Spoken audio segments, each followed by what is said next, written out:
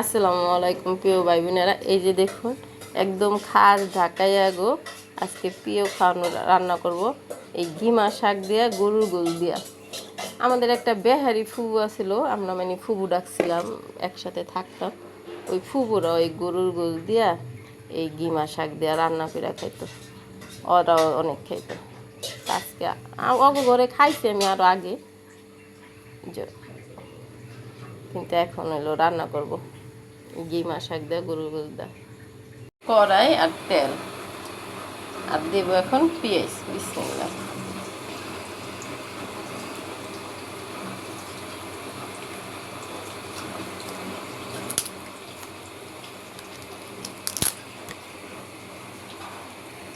তেজপাতা,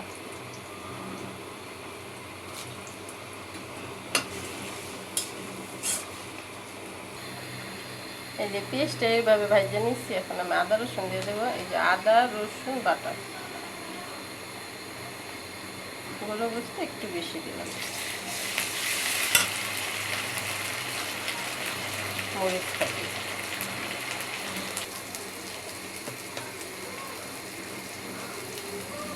হলুদ থাকে,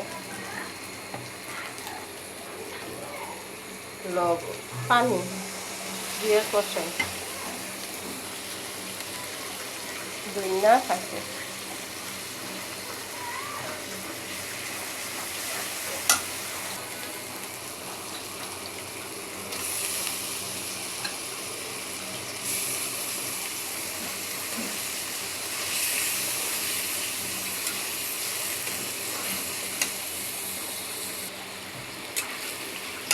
অল্প একটু পানি দেব কষানোর জন্য।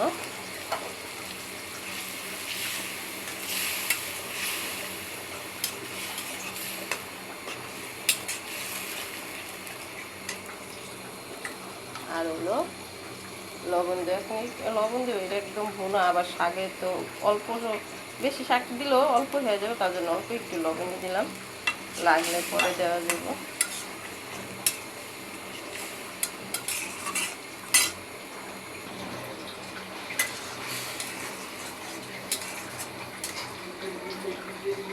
একদম কষানিতে এখন দিয়ে দিলাম মশলাটা দিয়ে। এই গোশটা কিন্তু একদম সুন্দরভাবে হয়ে গেছে। দেখুন, দেব হলো পাকা কাঁচা মরিচ, আর দেব হলো, আমি কিন্তু আনাম মশলা ব্যবহার করিনি, আমি ব্যবহার করব সব মশলা মিলাইয়া একসাথে আমি ফাঁকি করে নিছি। আমি হলো ফাঁকি মশলাটা ব্যবহার করব। এটা হলো দিচ্ছি হলো গরম মশলা ফাঁকি, গরম মশলা। এই যে শাক ফুটুক হয়ে গেছে, এক মোটা শাক তো, গোছও কম শাকও কম।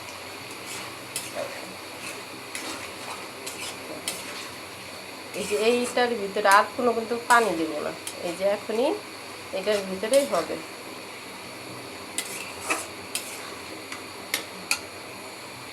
ওই সময় কিন্তু আমি দিছি গরম মশলা ফাঁকি, গরম মশলা, এলাচ, দারচিনি, কালো এলাচ, তারপরে জায়ফল একসাথে মিলাইয়া আমি ফাঁকি করছি, সেটা দিছি। আর এখন দেবো এটা জিরা।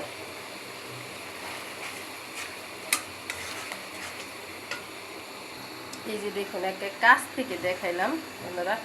এই গোশ যখন একদম পুরোপুরি সম্পূর্ণ রান্না করা হয়ে যাব, এই পর্যায়ে এসে আপনারা এই শাকটা দিবেন। দেখুন, আমি কিন্তু একদম লাস্ট ফিনিশিং আইসা এই যে শাকটা দিছি। এই শাকটা হইতে অবশ্য দেরিও লাগে না বেশি, পাতা তো। আর এলো মানে একদম লাস্ট ফিনিশিং আইসেই দেওয়া যায়, দেওয়া লাগে এই শাকটা। নাহলে আগে দিলে কিন্তু শাকটা কালার নষ্ট হয়ে যাবো, তরকারিটার টেস্টটা অন্যরকম হয়ে যাবে।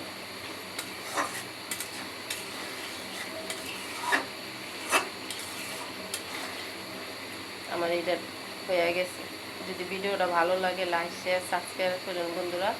আল্লাহ হাফেজ।